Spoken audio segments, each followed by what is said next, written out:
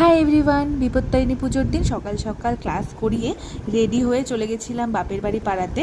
আর ও হলো সঙ্গীতা, ওর বাপের বাড়িতেই আজকে পুজোটা হচ্ছে। আমরা পুজোর জন্য সবাই এক জায়গায় হয়েছি। আর ঠিক ছোটোবেলা থেকেই দেখে আসছি পাড়ার সবাই মিলে এক জায়গায় হয়ে এই পিসির বাড়িতেই পুজো করা হয়। যেহেতু এটা ব্রাহ্মণ বাড়ি, সবাই এসে এখানেই পুজো করে। আর পুজোর সময় দেখো না, টুইঙ্কেল বুড়ি এসে বসছিল আমার কোলে। তারপর সবাই মিলে অঞ্জলি দিলাম আর খুব সুন্দর জাঁকজমক করে পুজোটা কমপ্লিট হলো।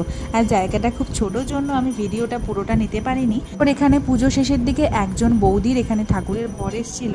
তারপর খুব ভালোভাবে পুজো কমপ্লিট করা হলো। পুজোর পরে স্পেশালি বিপত্তারিণীর সুতো হাতে পড়লাম। তারপর এখানে পিসি সকলকে এক এক করে প্রসাদ দিল।